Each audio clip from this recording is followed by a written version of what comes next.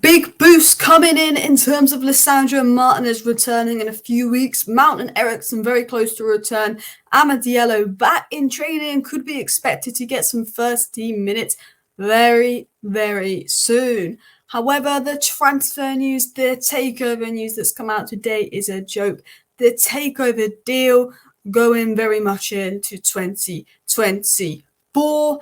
It's just so exhausting. But we do have some positive news coming out from McTominay about the dressing room. No Rashford or Martial in training today. Apparently might not be involved versus Bayern Munich due to illness. A few people are speculating it's something more than illness, but I like to take everything at face value. If they say it's an illness, I'm not interested in those conspiracies. I'm going to assume it's an illness. There's a lot going around at the moment. We've got some news from Ten Hag ahead of the press conference. Thomas Tuchel speaking out and backing Ten Hag and more. So please do hit that like button and, of course, subscribe down below if you're new. Let's get into it. Starting with our first story. Casemiro only a few weeks away. Mount and Eriksen expected to be back soon. Lisandro Martinez back training with the United squad, but he was only briefly seen with the group as they emerged out onto the pitches before going off to conduct some individual work as part of his rehabilitation. Insider United, who've pretty much been spot on, told us Mount was injured first, told us Wan-Bissaka was injured first, told us who was coming back first with all their information, said that it's good to see Martinez back in training, out running on grass. He should be available for selection if there are no setbacks within the next 2 to 3 weeks, which is brilliant. He was expected back around Boxing Day, sort of January time.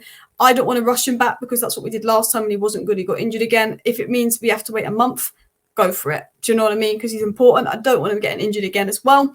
It was also said on Amad Diallo, who is back training on grass as of last week, who's going to get a few academy minutes to warm up. It was said on the guy that Erik Ten Hag is keen to take a look at Amad in action for Manchester United in the coming weeks as the January transfer window approaches, and Amad is set to be promoted to the first 11 in the coming weeks after returning from injury. So apparently Amad Diallo is going to get an opportunity to play in the starting 11. Ten Hag wants to assess the guy, see how he does, because obviously we've had right-wing issues. There's no Sancho. We're going to get rid of Jadon Sancho in January. Pellistri's, he's okay, but he's young. He's not groundbreaking, but he always puts in a shift. You can't fault him for that. There's Anthony's inconsistent. Rashford just doesn't do it on the right.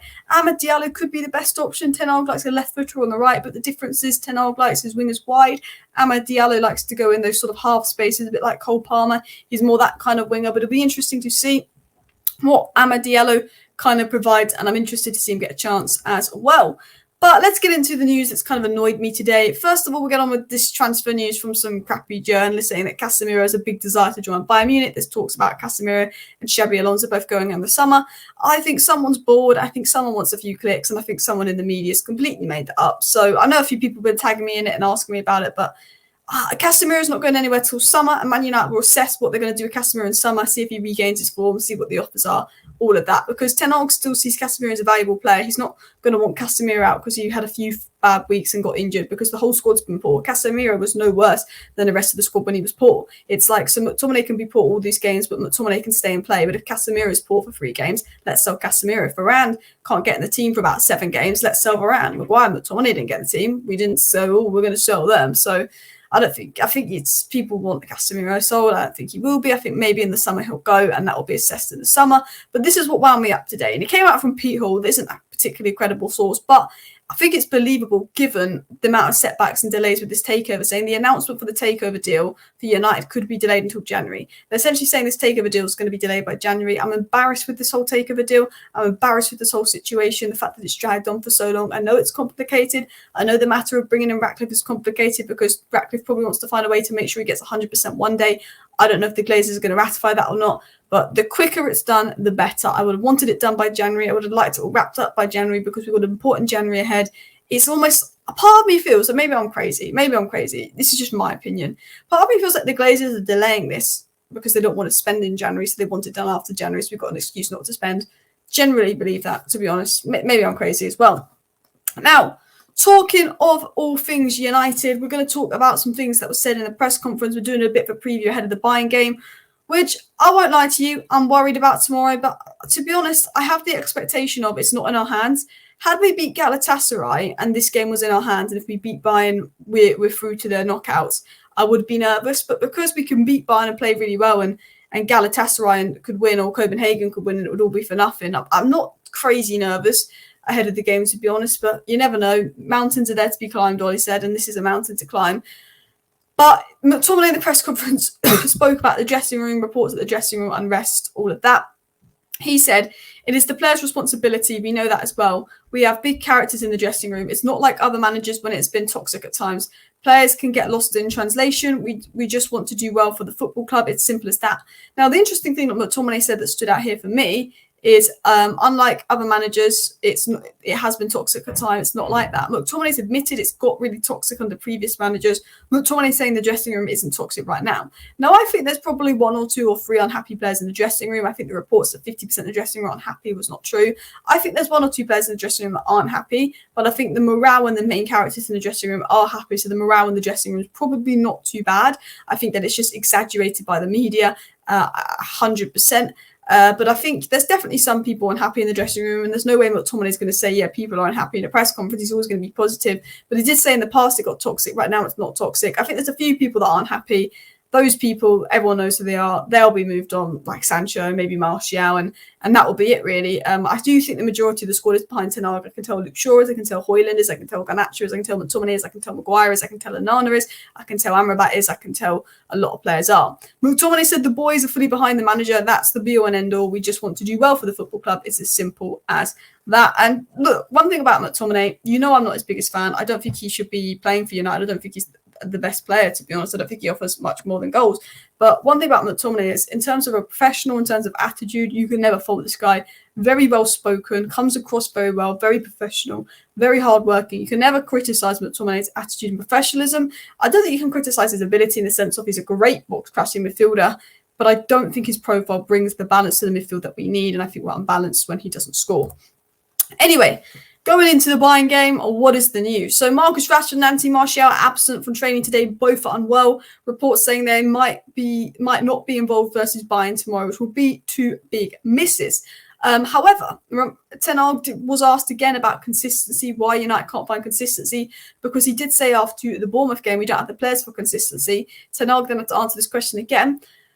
And he said, we had a regular team, not many changes, especially in our backline. That helps you. You can get the routines in. We have to wait for that. I think it's personnel. We're not the only team. I see inconsistency from other teams as well. Newcastle, inconsistent. Newcastle been better than us this season, but they're below us because they've been inconsistent. Spurs, better than us this season, but they've been inconsistent. They're only a little bit above us. And they've had injuries, and that's affected them. And Ten Hag's basically saying, look, injuries make you inconsistent. And I think he's got a point. I think that Newcastle and Spurs, whether Newcastle below us or not, are way more convincing. But he's got a point. Thomas Tuchel was asked about Ten Hag's future, because obviously a lot of pressure on sacking Ten Hag. And Thomas Tuchel was very sympathetic towards Ten Hag.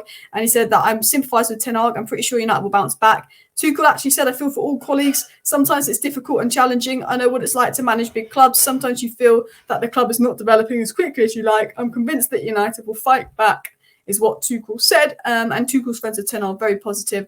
And I kind of wanted to end this sort of video on a positive note. And I've been very critical of Ten Hag lately, of his system, all things at United, as I'm sure you guys are aware of. I had a bit of a rant about him and the structure and how United are sort of out of possession, all of that as well. The rest of the defence is really poor. But again, I want to just say, I don't want another manager sacked. I think that's just, we're constantly making the same mistakes if we sack another manager as soon as things get wrong. So I saw an interesting tweet here by Everyday MUFC that said, culture change requires key leaders within the group to accept the culture change. Get on board with that and bring others with them. That's the key step, which I think needs to happen before we sack a manager. The key step is removing barriers to change. The next step is gaining short-term wins as a result of that change. Culture change is difficult. Manchester United is a perfect example of that. Culture change requires a change from the very top figure to revolutionise the organisation. The idea that you get behind or leave. Culture change starts when Ineos gets through the door. And the most important thing is get Ineos in, gradually get the Glazers out,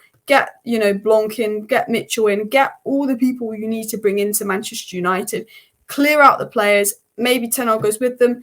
Maybe Ten Hag proves his doubts wrong. I'm not saying that Ten Hag is the man. I'm not saying that he's going to be the guy that's going to take us back. But what I'm saying is, let's start the cultural change, because if we sack Ten Hag, we'll be here in 2 years. It's this complete, we're making the same mistakes over and over, but we're expecting something to change. Sacking managers every 2 years. We need a cultural reset, which is what I agree with. Anyway, people, thank you for watching today's video. Please do hit that like button if you have not already. Of course, subscribe down below to the channel if you're new. If you want to stay up to date with all the latest United content, we do it daily. I will be back tomorrow. I might do a midday live stream, so make sure you subscribe to that. I'll probably do a watch along for the Bayern game. I've been slacking with the watch alongs lately, but I've just been so exhausted and I've struggled lately with them. So yeah, smash a like, smash a subscribe. See you next time. Bye.